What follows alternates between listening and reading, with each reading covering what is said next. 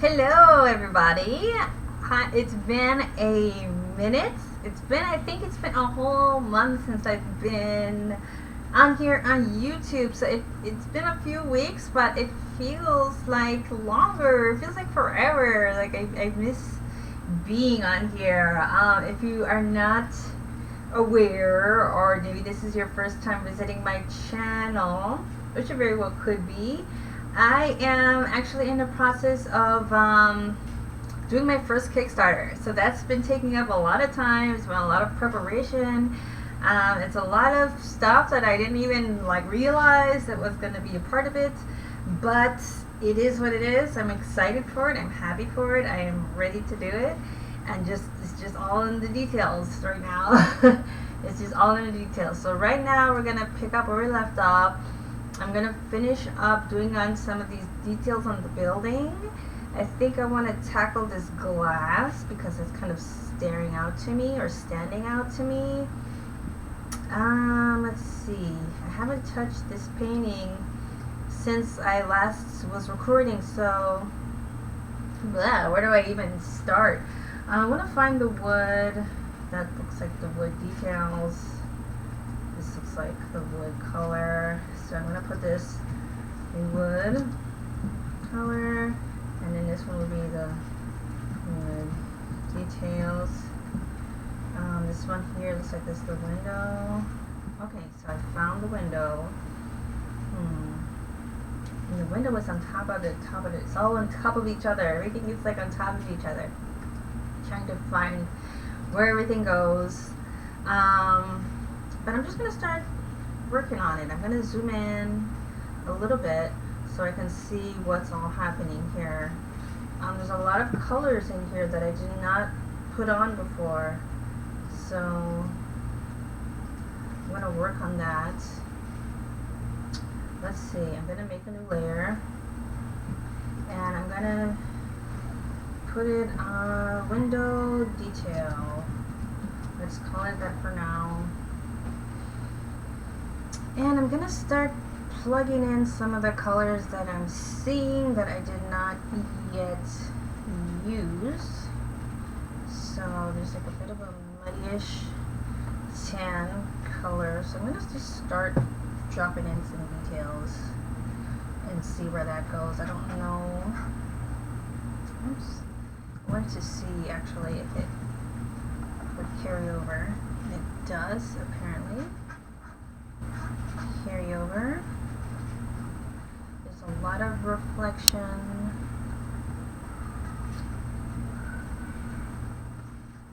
And I'm gonna see how this works.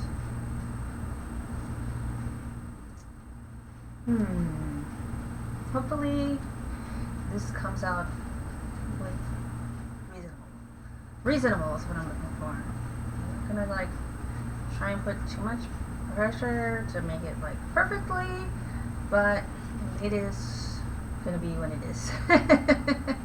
I know that doesn't sound like the most encouraging thing of all time, but I'm gonna definitely try. I have not done a whole lot of like I said before, I haven't done a whole lot of background stuff. I'm not really a layout artist at all, but I can certainly give it a shot. This particular image was certainly a reach for somebody like me, who I consider myself more of a character type of artist. But I think we can do it. I think we just need a little bit of patience, and we'll see. I'm not sure if I'll be able to finish it today. I'd like to. Definitely give that a try, but it might be a bit of a stretch to try and think that I'm gonna finish this piece today. But I'll do my best. This is all and I'm referencing the original image, but I can't really share much of that just because, this is YouTube and I want to be respectful of copyright stuff, so I'm gonna just leave that alone because I don't want to have any issues with that. But this is an image from Spirited Away. It's the tunnel, the entrance to the sort of a, I guess, crossover where they start to, right before they enter that spirit world. So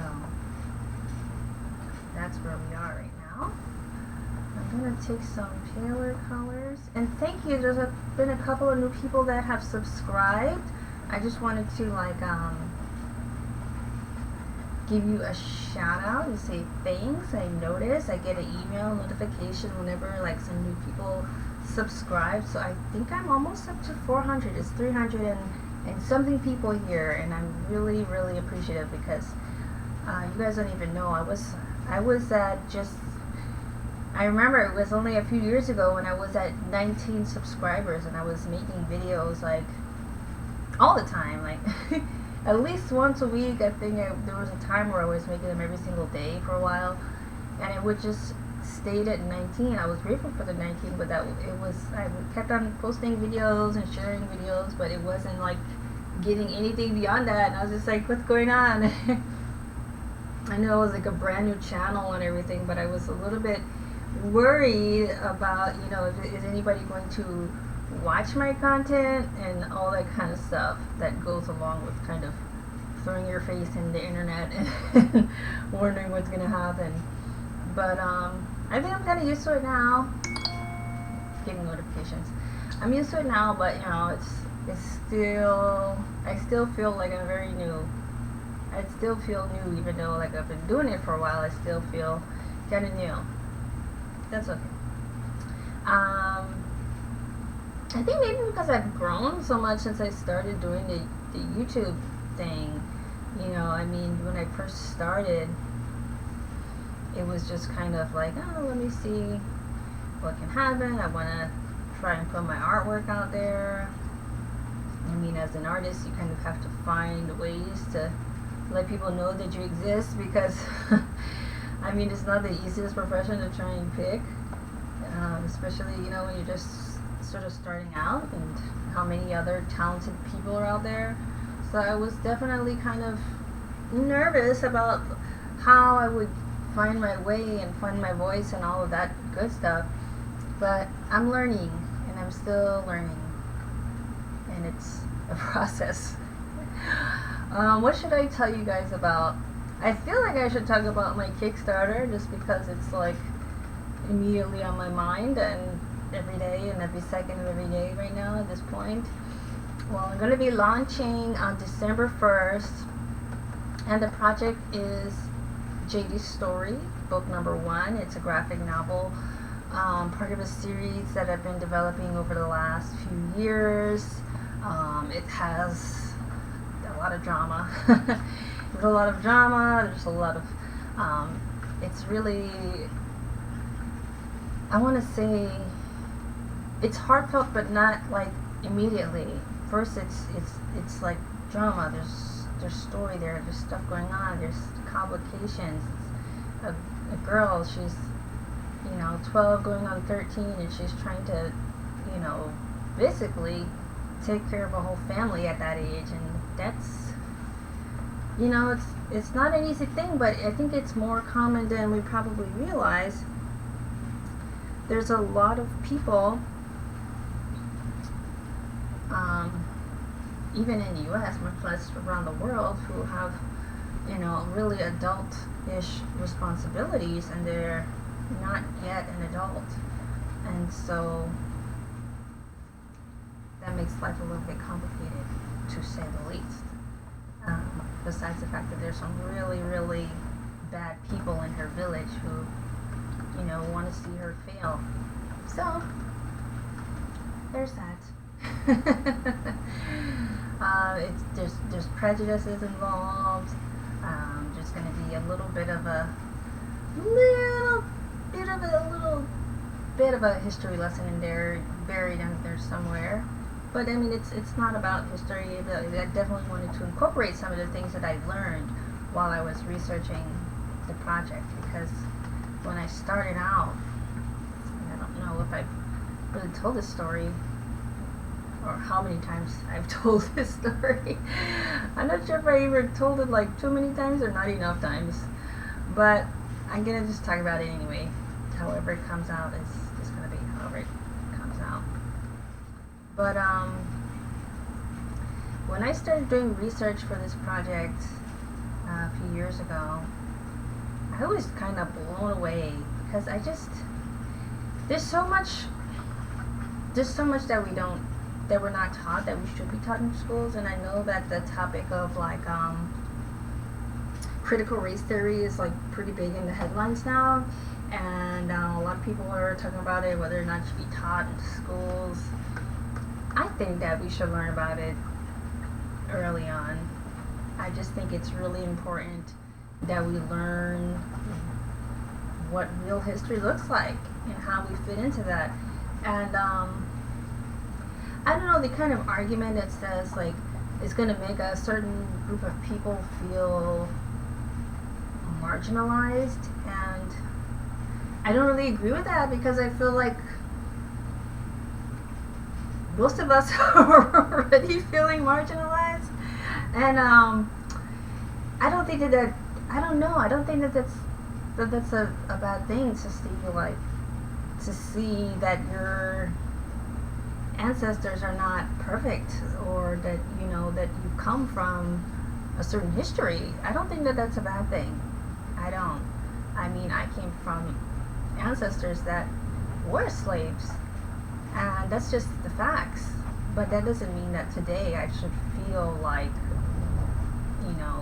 that I'm a slave or something like that. I don't think that you equal your ancestors. I feel like you understand where they come from, and that way you learn, that way you grow as a person.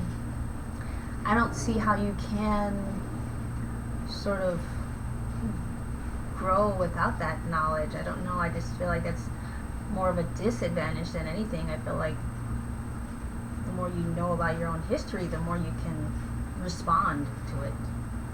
Maybe that's just me, but that's how I feel. I definitely don't feel like hiding or burying our past and our history is a positive thing. And you may disagree with me or may not, I don't know, but that's where I'm at. But anyway, back to the project. Anyway, I learned so much about history that I wanted to there's no way that I could really do the story at that point without somehow mentioning how that affected me, because it really affected me. And so there's a little bit of discovery in there. There's a little bit of coming into awareness for a few of the characters that just didn't realize, what that means. And of course, I guess that would be most of us that don't really know a whole lot about African history. I think that's the majority of American people.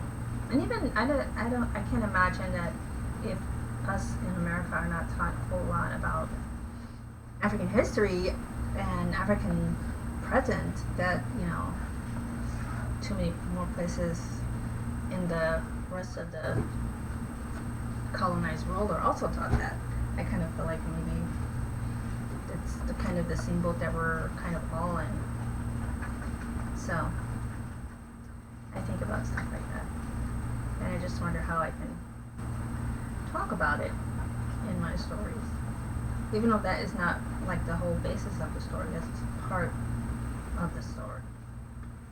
I kind of feel like I don't know how you can really talk about religion without talking about history, especially when you're going into colonized nations. I don't think it's possible to not mention history. All right, now that I've officially freaked you out,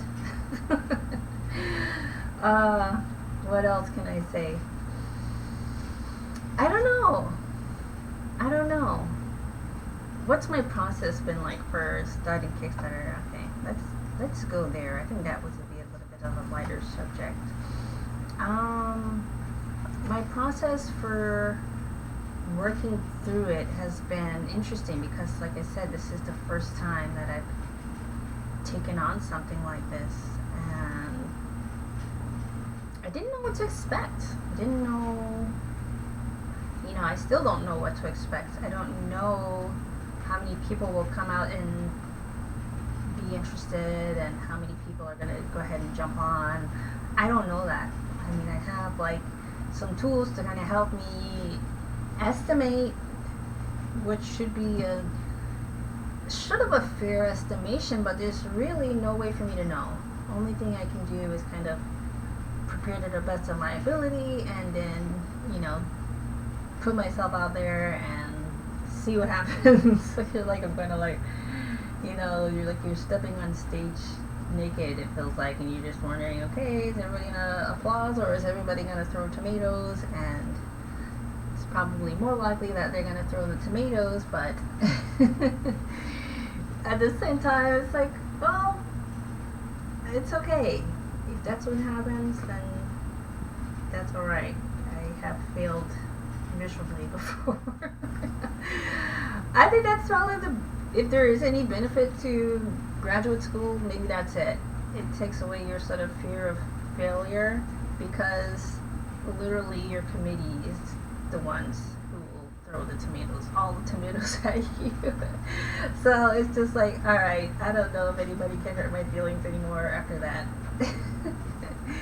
I mean, it sounds like an exaggeration, but kind of not really. I don't know. I think that if my hopes were going to be crushed, then they've been crushed before, worse than you can imagine. Oh, that's what graduate school was for me anyway. I don't know if anybody else had a positive experience, but I definitely had a hard time.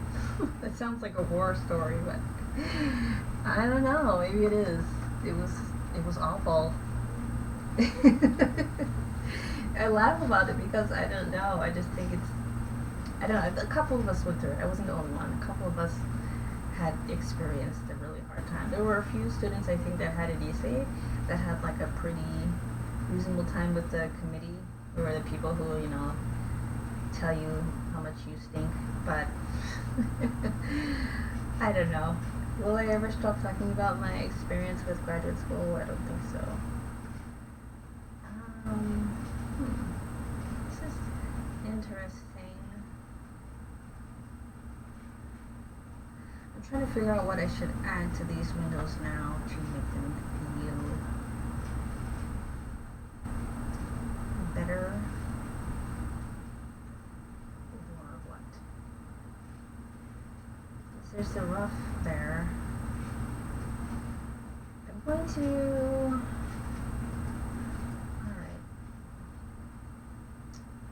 I think I'm going to go ahead and let my windows be for now, and I'm going to try and add the wood of the windows. I think that's what I'll do. Alright, so just trying to figure out the best way to go about this. I might need to zoom out a bit.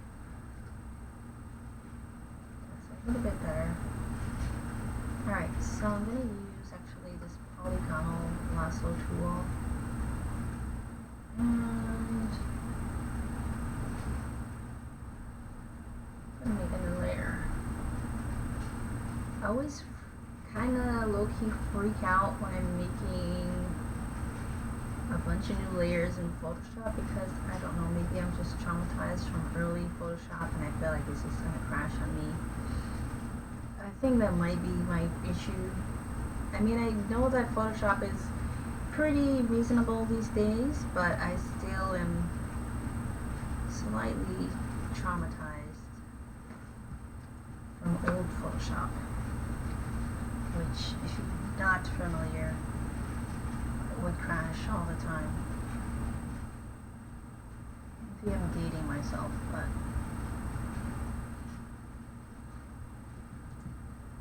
that's just how I feel. Photoshop will somehow fail me right when I'm in the middle of something important. But no, it hasn't done that in a long time for me lately. think it really does that anymore at all, honestly. I don't know anybody that like complains about Photoshop crashing anymore. Not lately. At least I haven't heard any complaints like that. So that's a good thing. Oops. I'm just gonna add these sort of bars on here.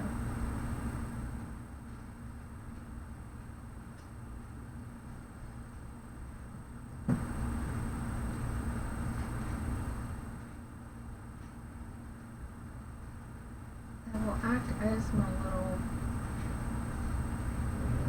window. This is like the most detailed bridge you've probably ever seen. I probably don't need to be doing it this way. It's probably more time consuming than it needs to be, but it's okay. I'm alright with it taking up a little bit of extra time. So hopefully it's not adding drastically more time than it needs to.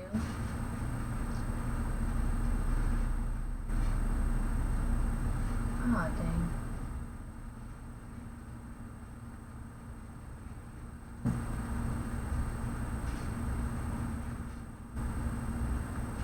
Yeah, I don't know what I was thinking taking this one.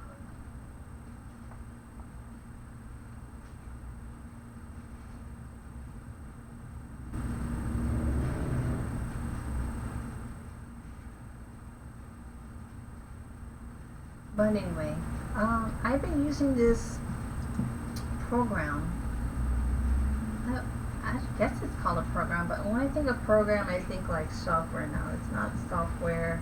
It's an actual like course, and it's been teaching me a lot about Kickstarter because I'm a noob and I didn't know anything about it, and I still am learning. But oh gosh, I'm really grateful for it because had I not gotten this course, I don't know. I definitely wouldn't have been ready to do anything like this, like what I'm doing now. It just wouldn't have happened at all. I wouldn't have been ready at all. But thankfully, I'm getting there. I'm getting there, and I'm learning. It's called Comics Launch. I don't know if you're familiar with it. The website is like Comics Tribe, and as far as I know, they produce like horror comics, which I don't. I'm trying to think of that one line from The Lost Boys. And he's like, I don't read horror comics, and I don't read horror comics, but the creator, who is Tyler James, is his name. He knows his stuff. He knows what he's talking about. All of his information and has been really useful for me. So I don't know. It's just it's worth checking out if you're interested in doing a Kickstarter. I'm not sure how many people, but you have to have your project ready to go. Like you can't do it for a project that you're thinking about doing it, or I don't think that's what it's for. I think it's if you're already done making your comic and you're ready to put it out into the world, or a children's book, something like that. You finished your publication and you're ready to go, and that's, I think, when it's time to use something like Kickstarter, because there's so much other stuff you have to worry about. Getting the book done is just like, that's just so much. I don't know, that's just, if I wasn't finished, oh no, there's no way. There's just no way it could happen for me. So, I definitely wouldn't recommend it if you're not done already with your comic, whatever it is that you want to release. Okay, there's the window. What do I think about it? It's not excellent, but it's not awful. Kind of is awful. I don't know. It's too complicated. I don't know what I should do with it. what can I do? I think I'm going to leave it for now. Though not really a fan. You know what? I think I'm going to duplicate it. Oops.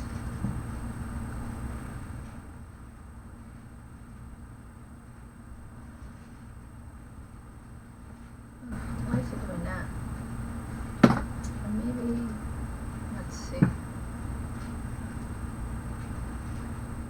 Maybe I'll just do that. Drop a shadow.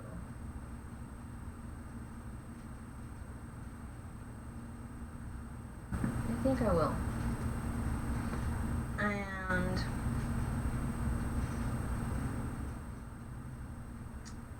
And then let that sit there for a minute. I'm going to, let's see.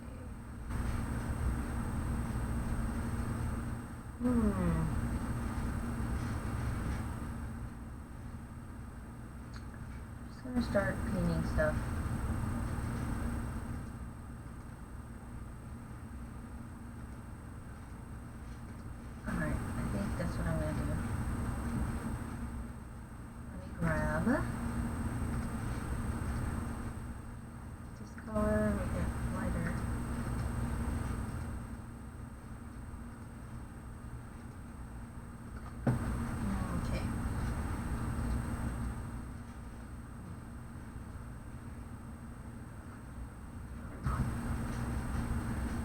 Feeling that would happen.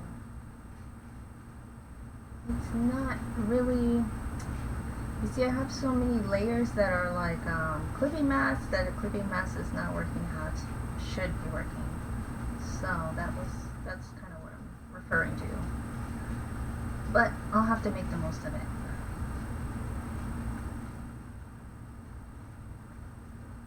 I feel like I'm doing my first ever layout in front of everyone so you can see me fail miserably. Oh gosh, that's okay. What else can I mention?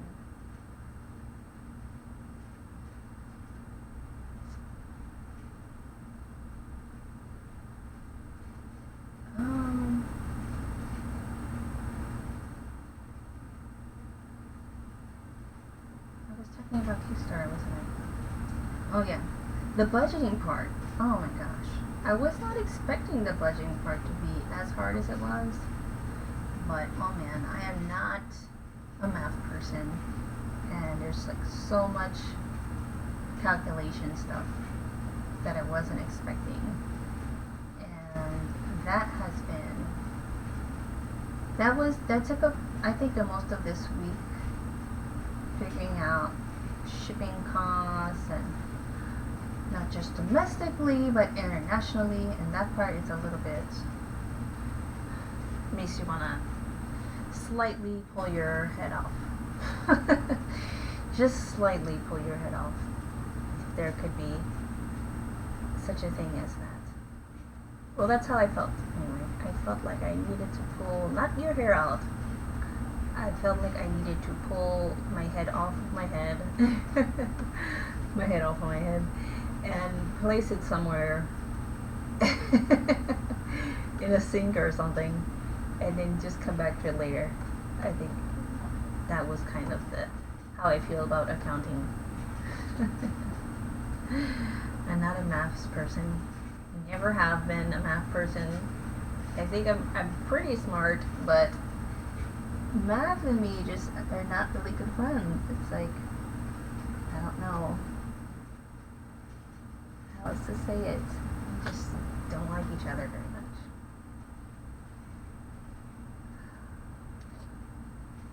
Neither do me in backgrounds. Alright, I'm never doing backgrounds again. I don't want to say that. I don't want to discourage myself, but I feel like maybe if I just take off that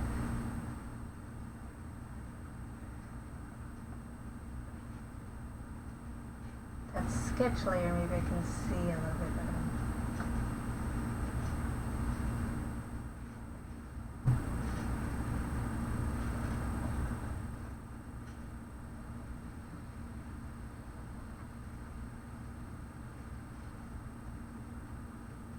Alright.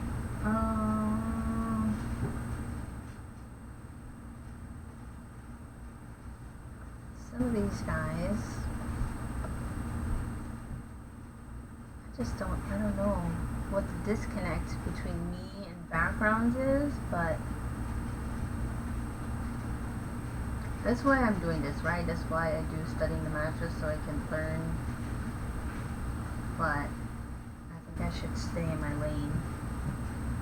And by my lane, I mean not photorealistic backgrounds. Or the like. I don't know. I think that's all I can say about that. I'll do my best though. Just know that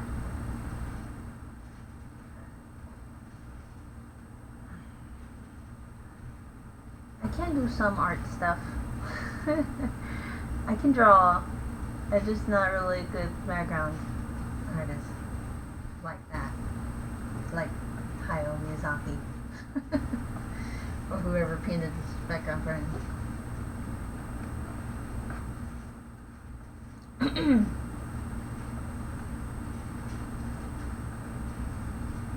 getting the wrong colors. Grab this one. I think this is the one I'm looking for, I think.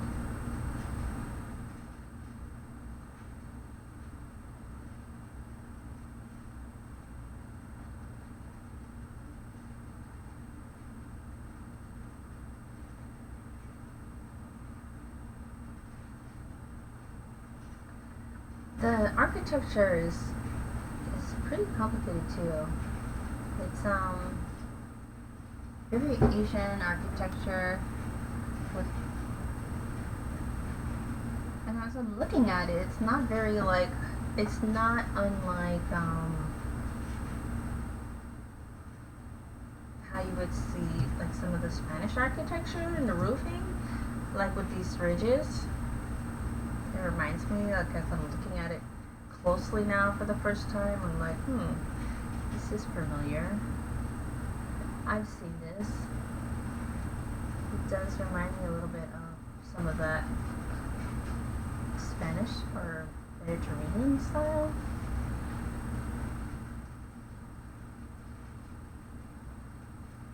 But yet so different at the same time.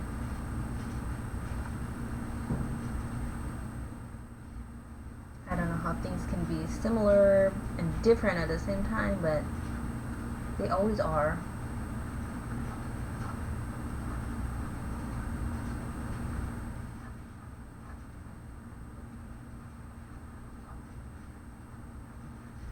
I don't think this would be any easier to do traditionally than digitally. I think it would be hard for me either way.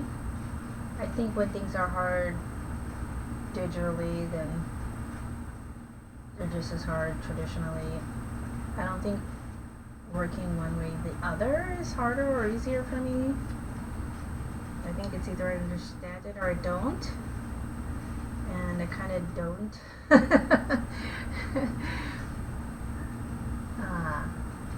Getting there though. Getting slightly better. Or not better, but slightly, I'm understanding a little bit more, I think. Just a little bit, tiny bit more. Color this in a little bit, but I didn't want it to be fully solid. Alright.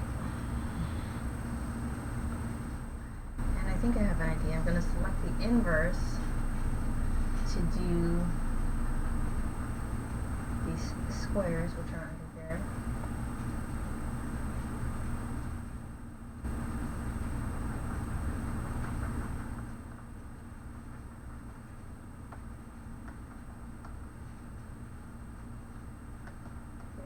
Like these little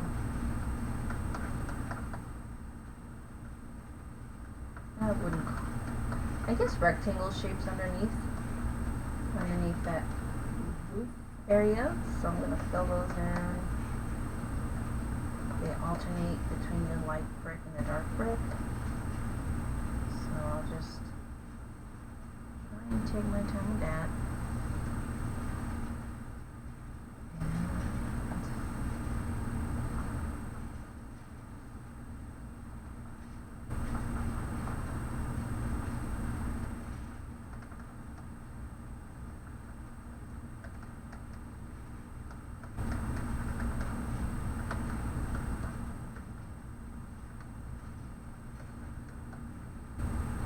Be measured perfectly, but I'm okay with that. I just want them to look kind of nice, kind of reasonably like the original.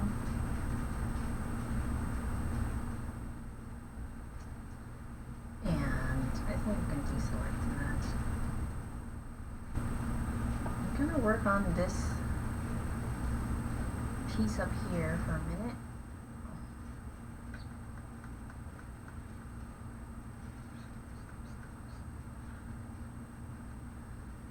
Try and get some of that shading in there.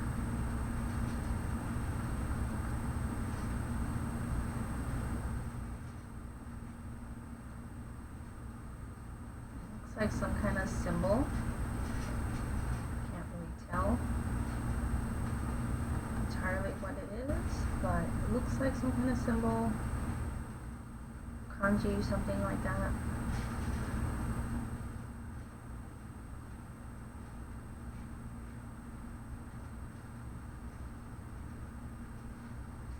I'll make my brush a little bit smaller. Maybe I should zoom in.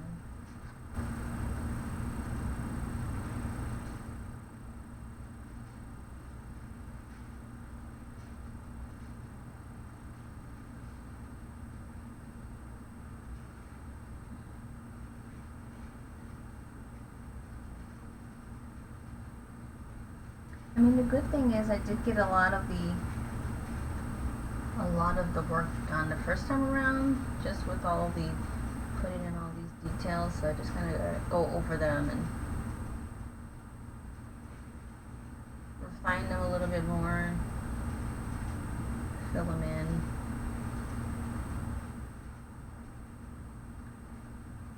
Try to remind myself that I'm not looking for perfection. I'm just trying to learn, because my goal was to just try and make it exactly like the original, I would drive myself insane, and I don't want to do that today.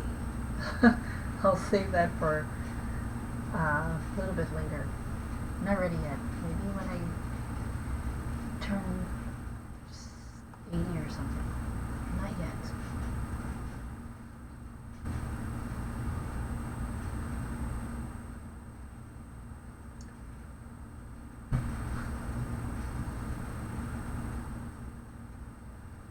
The good thing about this brush is I can kind of shade a little bit for the parts where I don't want it to be that dark. I just kind of want to give it a little something something. I think there is room for that.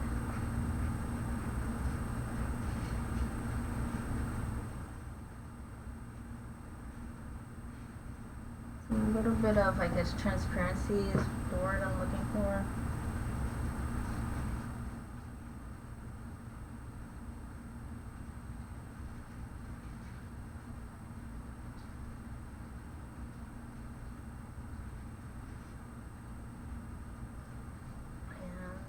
Let's see, maybe I'll take off the rough and just try and get it as good as I can. Just gonna work on these colors first, and I'll come back and add those other colors I want to put in.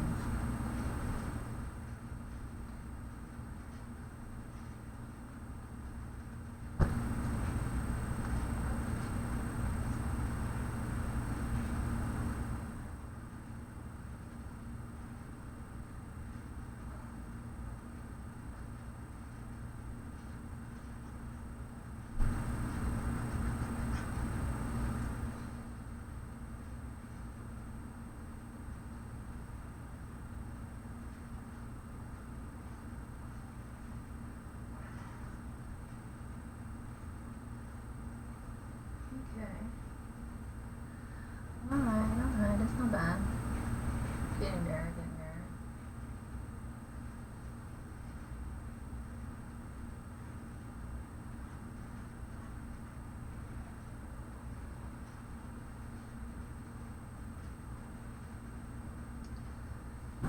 Alright.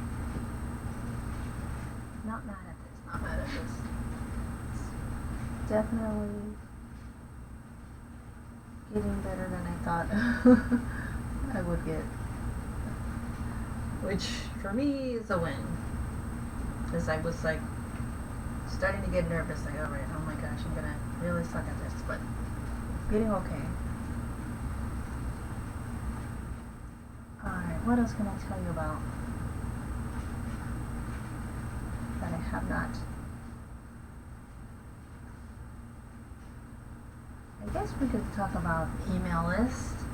I'm getting in the habit and getting used to having an email list and sending out emails and updates on my project, along with some PDFs and things like that. Freebies. It's because I learned that having an email list is a lot more important than I realized before. I just didn't really think about email lists at all. Very much before I started really taking this course and learning about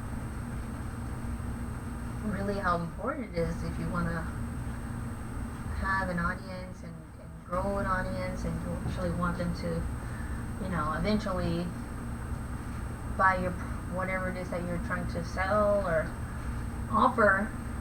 And all of this feels really new to me. So I'm learning to reach out and ask people and tell people about what I'm doing, which is kind of new for me because I've always been a little bit on the shyer side with stuff like that. So it's kind of interesting to see myself kind of growing outside of my own sort of comfort zone and just kind of being like, okay, this is what I have to do now. I mean, I say it like that, but it's true. You kind of have to be the first one to reach out if you want to have people actually pay attention, and that could be scary. It can be, but it does get easier. I'm noticing little by little starts to feel a little bit more natural and more comfortable, because I mean, as artists, we're not like salesy people, most of us don't feel comfortable like pushing our stuff out there. But I think sooner or later we realize if we don't kind of speak for ourselves, and no one really will, you kind of have to some extent learn how to be your own marketer or salesperson or whatever words you want to use or find that make you feel more comfortable. But I mean, none of it is really easy is what I'm trying to get to. None of it is really fun initially, but it's kind of like if you want to be a professional artist, it feels like it goes along with the territory. It's just part of it, or else you will get snatched up by the Squid Game of life. I feel like life is just one big Squid Game, isn't it? It's just like one gigantic Squid Game. That sounds so dark and melancholic. I'm not trying to sound melancholic. I'm just, I don't know, sharing my horrific journey. No, it's not so horrible. It's just hard. It's just hard. So let's see. I got out of art school. Oops. What year? 2010. we're now looking at 2022, and and I don't know where I am, honestly. I'm like, okay, I guess, sometimes. It's kind of, I don't know. This is supposed to be an inspiring channel, so I'm going to say I'm learning. It's a long learning curve though. So if you can find people to help you along your way, if you're just starting out as like a professional or whatever, or even if you've been doing it for a while and you want to get the boat moving a little bit quicker, find other people who are doing it. Hang out with other people who are doing it, especially. I still have a little bit of time. Not a tremendous amount, but a little bit. We'll have to pick up my son soon. But I can hang out for a little bit longer on here. Yeah, I don't know how long it's gonna take to finish these details, but I'll do my best. And let's see how far we can get.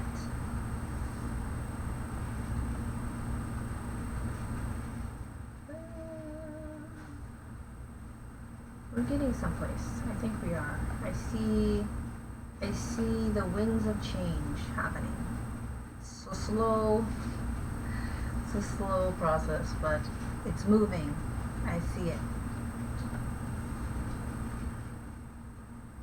I'm gonna put in these window sleeves, slots, whatever you want to call them. There's like these window openings, slight window openings along this ledge.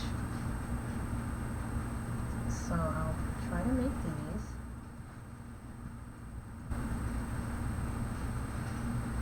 Didn't do the best job outlining where they're supposed to go, but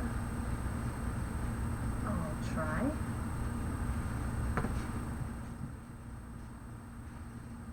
Oops.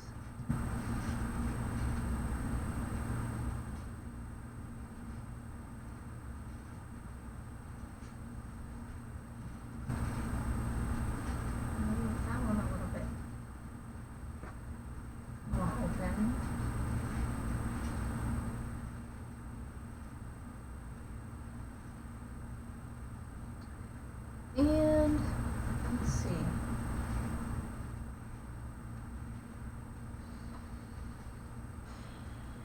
Just trying to figure out if I like these. I think it's fine.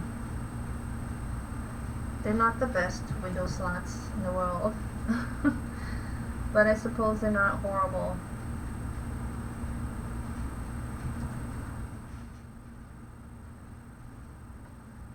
Some might need to move over just a little bit.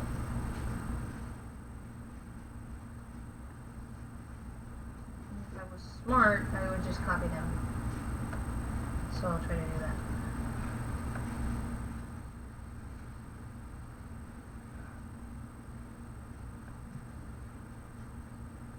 Only thing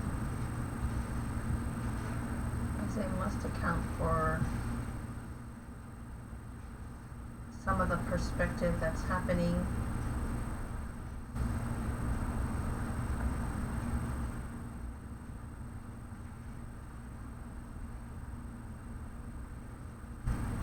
Perspective is not my strength, but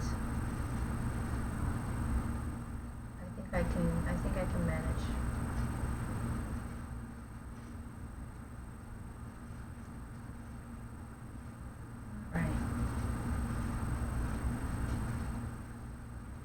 I'm going to try and just crop this whole thing so they'll end at the right spot.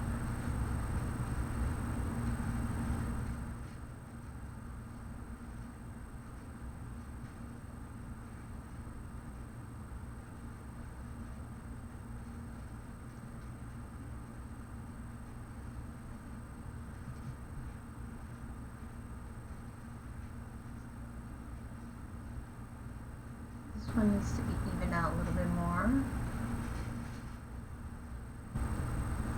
November is such a weird month. I was just thinking that it's so weird because it just feels like it's fall kind of, but it feels like it's winter, and it's just the most awkward month, I think, that we have, because it's almost like it shouldn't be there, because it's like a waiting period for Christmas and the Christmas season, and just like everyone is just trying to get through November as quickly and as painlessly as possible, feels like, or they're like rushing to the end of it so we can have Thanksgiving, and it's just like get on with it. Feels like a rushed month. It feels like a purgatory month almost. It's like the waiting period after Halloween. It's a weird month. It just is, to me, and to others who might agree with me, which I think you should, because it is. It's just kind of weird. It feels like a hiatus period, and I don't watch football, and I guess it's football season, and my husband is watching all the games, and I don't want to watch it with him. I don't know. November is a weird month. Alright, I'm gonna try and see what we can do with the roof. And we might leave it at that. I didn't realize it was gonna be so much work to do this one, but no regrets. Alright, so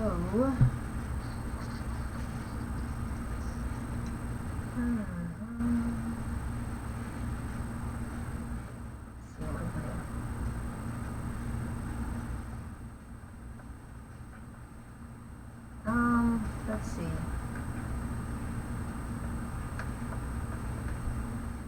And I also am learning about art prints. That's one of the things that I wanted to actually write an article about. I wanted to write an article about art prints. I know I'm all over the place this episode. I'm sorry. I'm supposed to focus on one topic per stream. That's what I've kind of, had meetings with myself and told myself, we're only going to talk about one thing. Notice I said we. But that was like in my head, it's like, okay, we're only going to have one topic per week, and it's going to be art business related stuff, relatable art business materials. Alright, so I got that. But sometimes my brain does not agree, and it wants to talk about other stuff. And sometimes my brain is like runs out from that topic really early, and then it's like, oh, we're still recording. That happens a few times for me. Alright, so what do? I gotta keep talking, and I'm talking about things that come to my head, things that I'm dealing with. I think that's what most of this is. It's the stuff that's going on in my mind that I'm kind of dealing with and trying to figure out, and you may come across at some point, because it is still all, for the most part, art stuff related, hopefully. Anyway, so what I was thinking about is I want to put some articles, or write a few articles and put them together on the website. And one of the articles I want to write that I was, making some bullet points on was art prints, and how there's such a non-crossover, it feels like, between the fine art community and comics community. And I feel like in this weird middle position where I have experience on both sides, and I consider myself a fine artist, but I make cartoons, and it's a weird thing because there's a lot of things when you're working in cartoons, comics, animation, however you want to call it, where they're not necessarily exposed to the fine art community and what might be expected, or art practices, things like that. I think they're not expected to, but as a comic artist or whatever. But at the same time, it's like you can't really undo that once you know in your mind like what a good art practice is. You can't kind of take it out and place it on the shelf. It's like once you learn about it, you learn it, and you want to like continue to apply it, or at least that's how I felt. And as I started when I started doing painting and things like that, there was so much I learned just about how to do a print. When you're doing a print, you really need to number them, and you really need to get a good quality print. And you need to, I don't want to say need, and I want to loosely use the word need. But it's best to really, give your customers something of a good quality. Give your customers something that you would want to put in a frame, something that is not disposable. And what I mean by that is just like, it seems like it's pretty standard for comic artists to kind of give really cheap throwaway art prints, and I don't want to do that, because I'm getting ready to launch this Kickstarter, and I'm trying to find different bonuses to incorporate, and I'm learning about the different types of things and the fact that you can put art prints, and some of the people I'm learning from are talking about putting 50 cent, 75 cent prints in their packages, and none of the prints are signed. The sizes are all kind of awkward. They're just they're considered like mini prints, and it's just kind of like a throwaway item. It's what you would consider, I hate this word, they used it against me in art school, but I kind of have to use it in this situation because it fits, and it actually does fit in this situation where you're kind of making kitsch art to sell with your comic. And I don't think that any professional artist should consider selling their art as kitsch art, really, or really cheap disposable artwork. I think there has to be a certain amount of pride that you put behind something that you put your time and your effort into. I mean, of course, you want to make things reasonably priced, but at the same time, I don't think it's acceptable to make a 75 cent art print that has no number attached to it. It's not signed, and it's just kind of like something that you would pull out of a magazine, and I mean, maybe a kid might want to hang that on their wall, but I think another professional artist is not going to really want to put that on their wall unless maybe they're not exposed to what fine art is. And I don't want to sound like, I feel weird even saying it, kind of, because I don't want to sound toolish. But I think there is it is something to talk about, because I don't want to sell my work as kitsch art, and I don't think that any professional should really consider that an option for themselves, really. And I wanted to talk about fine art practices within our field of cartooning stuff. And I know I kind of feel like I'm speaking from a different sort of a element here, but I think it has a play, and I think not for nothing, man. I think this is really even a bigger topic for women, but I mean, I think men can appreciate it too, but I think I think we are a little bit more, I think, mindful of a good quality piece of art and might want to actually put it up in our home or our office, whereas I think in a lot of cases men might be totally content with just like a regular poster. But I mean, yeah, I said what I said, kind of thing. But it's true. I think it is not that no men are, because there's plenty of men who, not just buy fine art but make fine art. But I think there's a conversation that needs to be had about that. That can be had.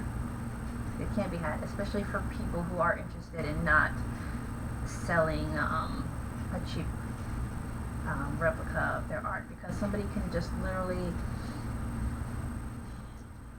like get a JPEG off of your Instagram and print that, and that it feels like that shouldn't be the same quality that they get from you. Like if they're gonna like hack your art and get like a cheap copy off of the internet, it shouldn't be the same as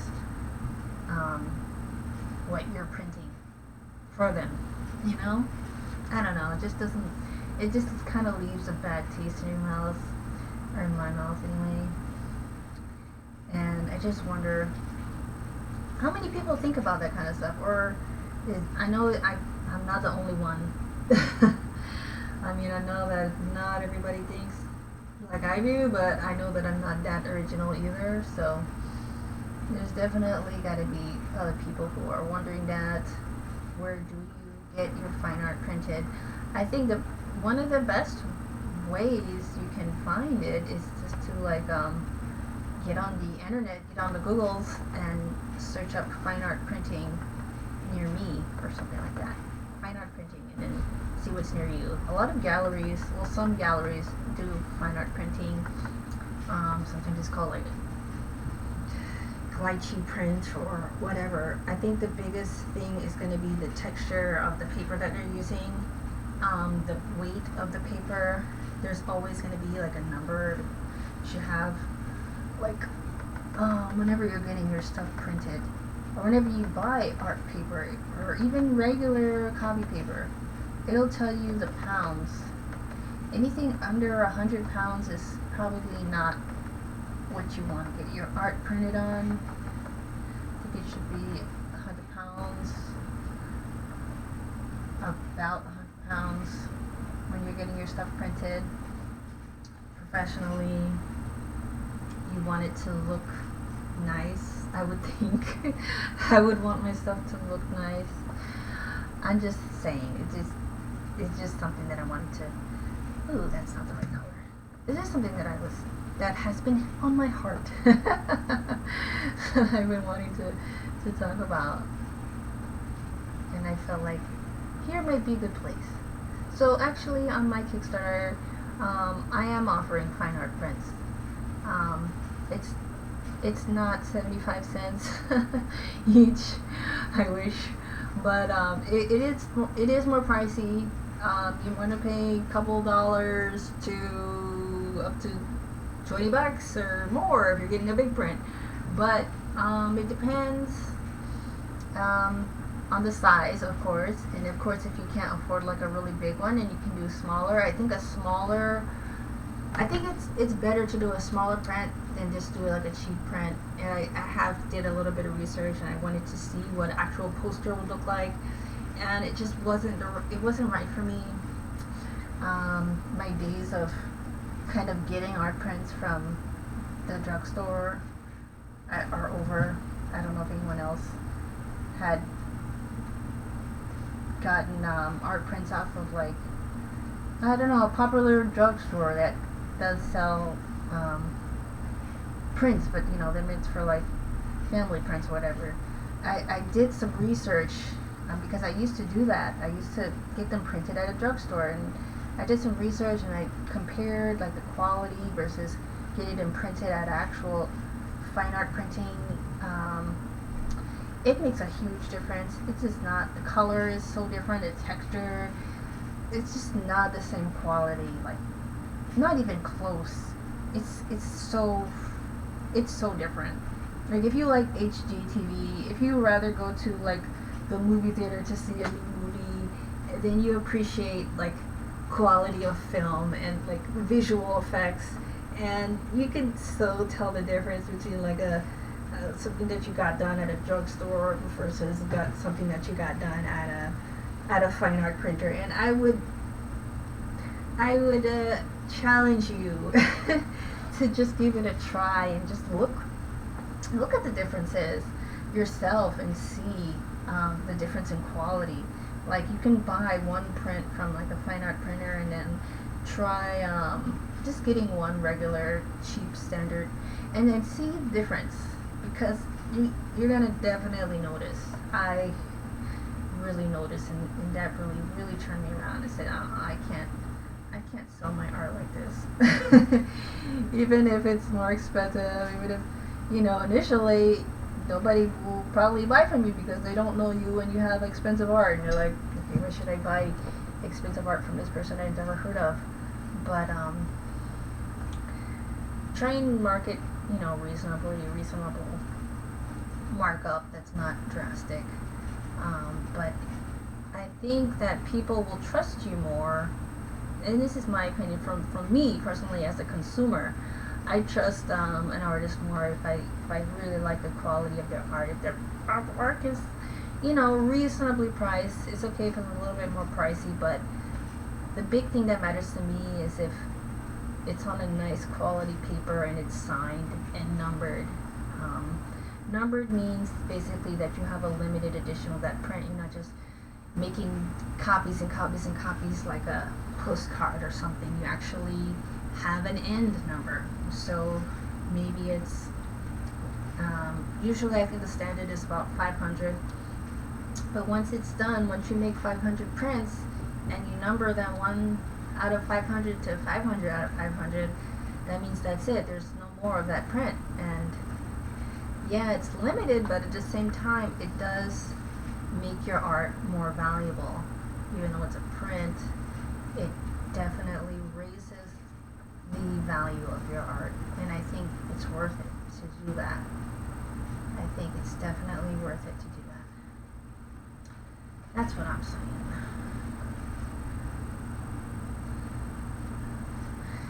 And I don't know, maybe that's maybe that's all I got for today. I feel like I said a lot. I feel like I talk too much sometimes, because I do, and I don't know.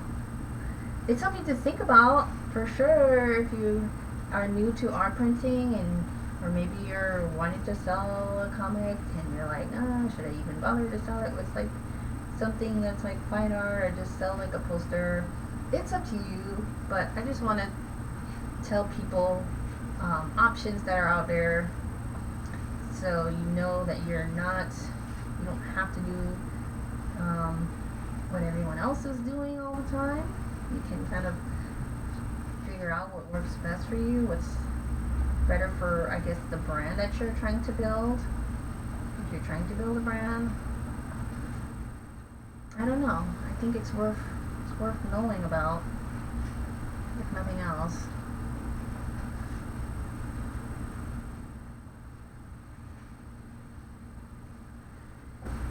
And I don't know, maybe that's it for me today. And I think I'm going to say thank you. Or else that might be kind of rude if I didn't. I'm going to say thank you for watching me struggle through this. I'm just kidding. But I'm working through it, and I will get through it. Might take, I was hoping maybe I would get it done in this one extra session, but I mean, realistically, kind of knew it probably was going to take at least one more, probably 2 more, to get it to where I feel content with it. But we made some good steady progress this week. Okay guys, so I want to say thank you for joining me, and I hope that I see you in the next next one. And remember to go to my website and join my new mailing list, because you do get a free sketchbook PDF if you do. And like this video, subscribe to this video, and I'll see you in the next one. Okay? Thank you guys so much for watching again, and I'll see you next time. Be grateful, live balanced, and be yourself. Bye-bye.